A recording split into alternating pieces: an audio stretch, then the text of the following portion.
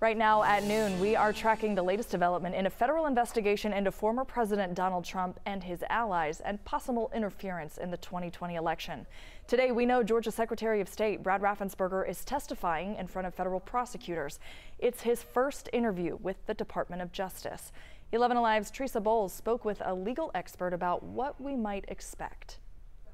Investigations are heating up. I support the rule of law, and there's a process, and we'll just wait and see how that works out. That is what Secretary of State Brad Raffensperger said 2 weeks ago when asked about criminal investigations involving former President Donald Trump. Right now, federal prosecutors are focusing on former President Trump, his allies, and alleged attempts to overturn the 2020 presidential election. It's hard to tell what information he has that we don't already have in the public eye, but it's certainly possible that this could be very crucial information for Jack Smith's investigation. Raffensperger is set to share that information. GSU Associate Professor of Law Anthony Christ says it's unclear what investigators may have or need, but he will most likely be asked about the famous call with Raffensperger where then President Trump is heard asking for votes. And I think he will certainly be asked about other communications that the former president and his allies may have had with his office. And Christ expects Raffensperger to cooperate. He is set to be interviewed without being subpoenaed. After all,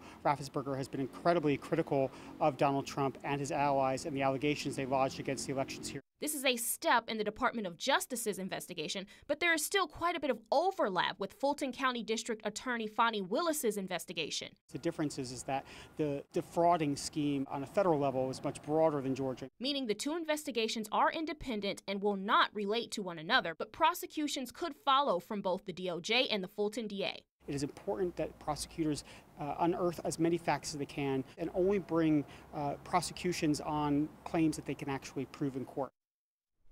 Now, Christ also says don't expect immediate developments in any of these investigations. You'll likely have to wait until closer to fall.